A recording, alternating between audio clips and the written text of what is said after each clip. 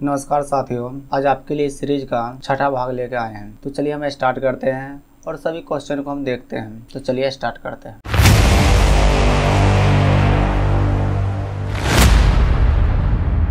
सबसे पहला क्वेश्चन आपका है, MS एक्सेल में किस मेन्यू से वर्ड आर्ट को जोड़ा जा सकता है। तो आपके सामने चार ऑप्शन है, होम, पेज लेआउट, एड इन और इंसर्ट। तो वर्ड आर्ट जोड़ने के लिए हम पहले देख लेते वर्ड आर्ट होते कहाँ हैं। तो हम एक्सेल पे चले जाते हैं। ये आपका एक्सेल है और आपका इंसर्ट टैब के अंतर्गत टेक्स्ट ग्रुप में वर्ड आर्ट होते हैं। तो यानी इसका सही जवाब आपका हो जाएंगे इंसर्ट टैब, यानी इंसर्ट में आपका वर्ड आर्ट मिलते हैं। तो इसका सही जवाब आपका हो गया इंसर्ट। तो अगला क्वेश्चन देखते हैं। नेक्स्ट क्वेश्चन है आपका, रजिस्टर निम्नलिखित में से किसका एक भाग है। तो चार ऑप्शंस है, प्रोसेसर, इनपुट उपकरण, हार्ड डिस्क, आउटपुट उपकरण। तो यानी रजिस्टर किसका एक भाग है। तो रजिस्टर जो होते हैं आपका प्रोसेसर का एक भाग होते हैं।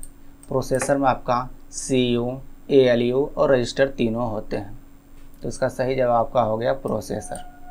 तो नेक्स्ट क्वेश्चन, अगला क्वेश्चन है आपका, एक समूह में 5 आइटम हैं जिसमें से प्रत्येक समूह के कुल मान के लिए कुल मान का योगदान करते हैं। प्रत्येक आइटम के योगदान को प्रतिशत में दिखाने के लिए किस प्रकार का चार्ट सबसे उपयुक्त होगा। यानी आपका 5 आइटम है और पांचों का हम कुल मान का एक डेटा बनाने चार्ट बनाने वाले हैं और उस चार्ट में परसेंटेज दिखाने वाले हैं।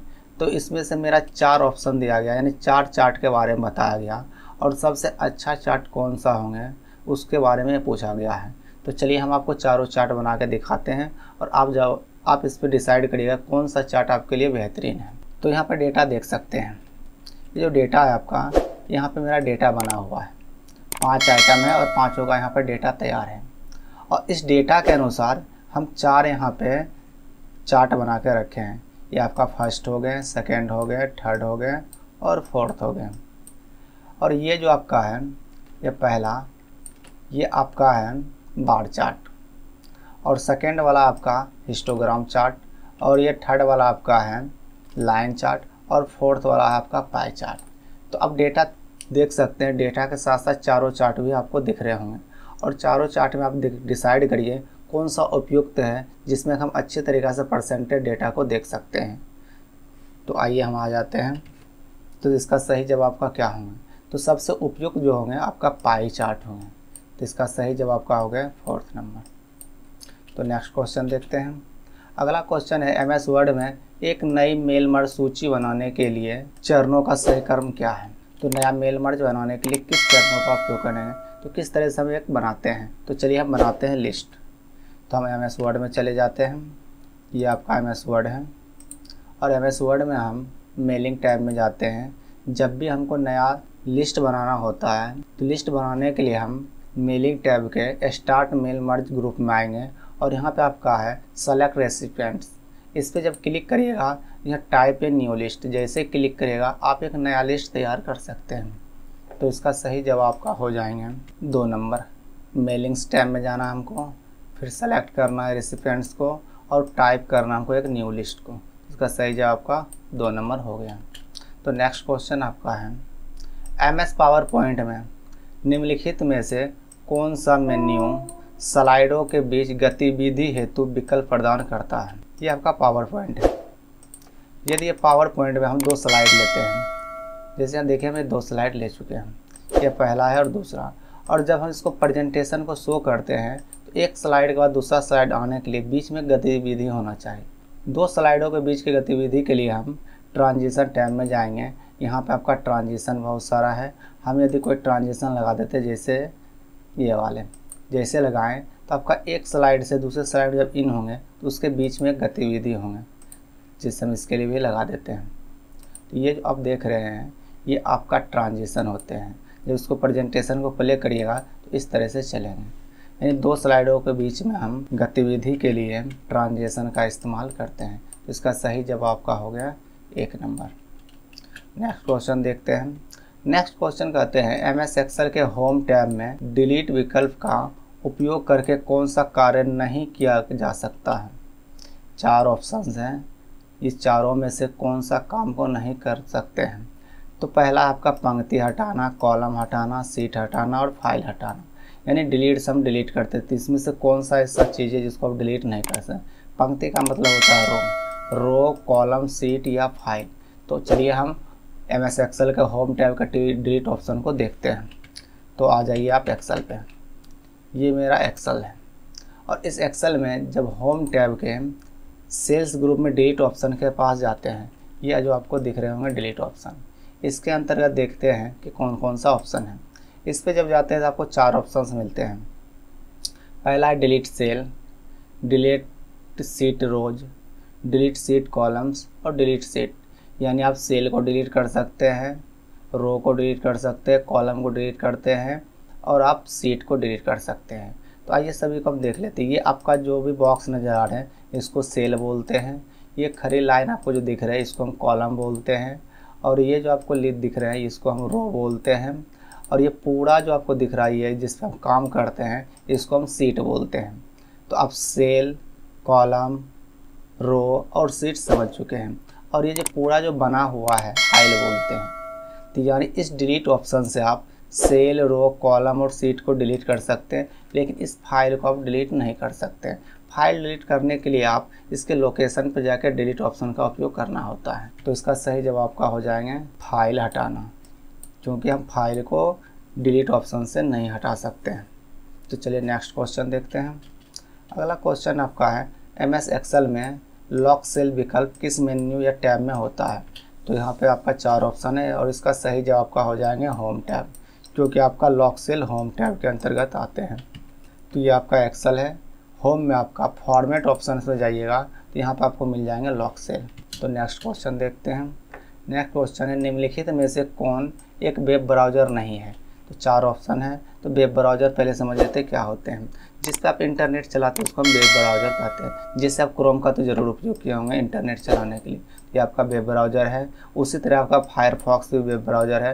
क्रोम गूगल द्वारा बनाया गया है, फायरफॉक्स आपका मोजिल्ला द्वारा बनाया गया हुआ है और सफारी भी आपका वेब ब्राउज़र है। सफारी एप्पल द्वारा बनाया गया है और माइक्रोसॉफ्ट टीम ये आपका वेब ब्राउज़र नहीं है। तो इसका सही जवाब का हो जाएंगे माइक्रोसॉफ्ट टीम। तो नेक्स्ट क्वेश्चन देखते हैं। अगला क्वेश्चन है निम्न में से कौन MS एक्सेल का एक सही सेल एड्रेस नहीं है? तो सेल एड्रेस कौन सा आपका नहीं है? तो 4 सेल एड्रेस दिया गया, इसमें से कौन आपका नहीं है? तो पहले देख लेते हैं सेल एड्रेस कैसे होते हैं। तो हम एक्सेल पे आ जाते हैं। ये जितना भी बॉक्स आपको दिख रहा है ये सभी का सभी सेल होते हैं। तो सेल जब होते हैं ये एक सेल आपका एक कॉलम और रो एक दूसरे के जहाँ काटते हैं वहाँ पे बॉक्स बनते हैं और उस बॉक्स को सेल बोलते हैं। यानी F कॉलम आ रहे हैं और यहाँ 4 आ रहे हैं, दोनों एक दूसरे के जहाँ काटे वहाँ पे सेल बन गए। और इस सेल का जो नाम होंगे तो इस सेल को नाम बोलने के लिए पहले आपको कॉलम का नाम बोलना पड़ेगा, उसके बाद रो का नाम। यानी इस सेल का नाम हो गया F4 और ये सेल आपका हो गया G5, ये सेल हो गया आपका D4। इसी तरह से आप देख सकते हैं 4 ऑप्शन दिया गया है। तो यहाँ पे देखिए 4 ऑप्शन दिया गया है। इसमें सबका 4th नंबर में AS2।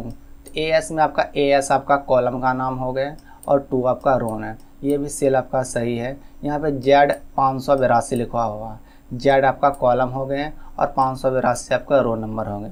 और यहाँ पे B4 भी आपका सेल होते हैं, क्योंकि पहले कॉलम होते हैं फिर आपका रो नंबर होते हैं। और यहाँ आप देख सकते हैं 1 नंबर में दिया हुआ 4F यानी पहले रो का दे दिया है, उसके बाद आपका कॉलम का नाम दिया है। कॉलम का नाम आपका अल्फ़ाबेट से सूचित किया जाता है और रो को आपको नंबर से सूचित किया जाता है। जब भी कोई सेल तैयार होते हैं तो पहले आपका अल्फ़ाबेट होते हैं, उसके बाद नंबर होते हैं। तो इसका सही जवाब का आपको हो जाएंगे 1 नंबर, क्योंकि इसमें पूछा गया सेल एड्रेस नहीं है। तो 4F आपका सेल एड्रेस नहीं है। तो चलिए नेक्स्ट क्वेश्चन देखते हैं। अगला क्वेश्चन है आपका MS एक्सेल में किसी स्तंभ मतलब होता है आपका कॉलम का आकार बढ़ाने या घटाने के लिए चरणों का सही क्रम क्या है? तो यहाँ पे हम देख लेते हैं कि हम कैसे बढ़ाते हैं। तो एक्सेल पे आ जाते हैं। यदि कॉलम की चौड़ाई बढ़ाना है तो होम टैब के सेल ग्रुप में जाइए, उसका फॉर्मेट ऑप्शन में जाइए, उसके अंतर्गत आपका सेल साइज होते हैं और सेल साइज में आपको मिल जाएंगे कॉलम विड्थ और इस पर क्लिक करके जितना आपको बढ़ाना, जैसे हम 20 बढ़ा के ओके कर देते हैं, आपका इसकी चौड़ाई 20 हो गई। तो आप यहाँ से देख सकते हैं कौन सा होंगे। जैसे पहले दिया हुआ है सेल सेलेक्ट ऑल डेटा, तो यहाँ पे सेलेक्ट ऑल डेटा से कोई लेना देना नहीं। पहले उसका दूसरा ऑप्शन है आपका select column, home tab, cells group, format, cell size और कॉलम हाइट। तो ये भी आपका गलत हो गया, बाकी सब कुछ सही है, लेकिन यहाँ पर कॉलम हाइट दिया गया। कॉलम के हाइट नहीं होते हैं, कॉलम का विड्थ होते हैं, यानी चौड़ाई होते हैं, ऊंचाई नहीं होते हैं। तो फिर हम तीसरा देख लेते हैं। सेलेक्ट कॉलम है, होम टैब में जाना है, सेल्स ग्रुप में, वहाँ पे फॉर्मेट मिलेंगे और उसके बाद आपका सेल्स साइज में जाएंगे और वहाँ पे मिलेंगे आपका कॉलम विड्थ। यानी इसका सही जवाब आपका हो गए हैं 3 नंबर, क्योंकि हमको कॉलम की चौड़ाई बढ़ाना, और ये आपका गलत है, यानी 3 ऑप्शन गलत है और आपका तीसरा जो है आपका सही है। तो आगे बढ़ते हैं, नेक्स्ट क्वेश्चन देखते हैं। नेक्स्ट क्वेश्चन में है कंप्यूटर का आईपी एड्रेस बदलने के लिए हमें निम्नलिखित में से किस विकल्प पर राइट क्लिक करना होगा। तो यहाँ पे आपका 4 ऑप्शन है, my document, recycle bin, my computer, network. तो जब भी आपको आईपी एड्रेस बदलना होता है तो हम नेटवर्क पे जाके राइट क्लिक करते हैं सबसे पहले, उसके अंतर्गत जाते हैं और हम वहाँ से आईपी एड्रेस को चेंज कर सकते हैं। तो इसका सही जवाब का हो गया है नेटवर्क। चलिए नेक्स्ट क्वेश्चन देखते हैं। नेक्स्ट क्वेश्चन, कंपाइलर का प्रयोग डैश परिवर्तित करने के लिए किया जाता है। तो कंपाइलर का उपयोग क्या होता है, उच्च स्तर भाषा कोड को मशीन भाषा में बदलना होता है, यानी हाई लेवल लैंग्वेज को लो लेवल लैंग्वेज में बदलने का काम होता है कंपाइलर का। तो इसका सही जवाब का हो गया 1 नंबर।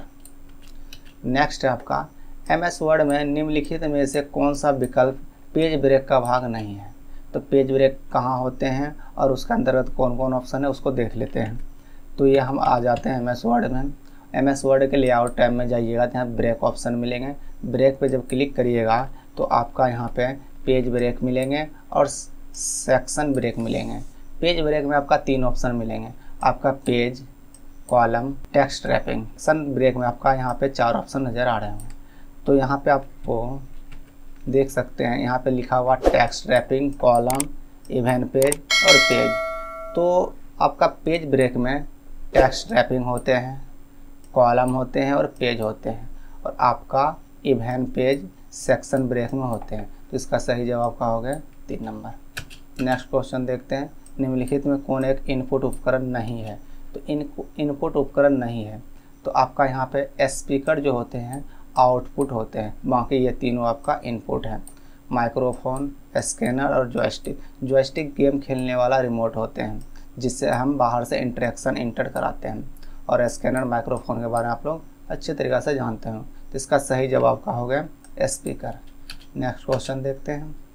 अगला क्वेश्चन है, वर्ष 2023 परीक्षा के लिए 100 छात्रों के अंकों का डेटा दिया है। समान अंक प्राप्त करने वाले छात्रों का चयन करना है। MS एक्सेल में इसके लिए किस फंक्शन का उपयोग किया जाएगा।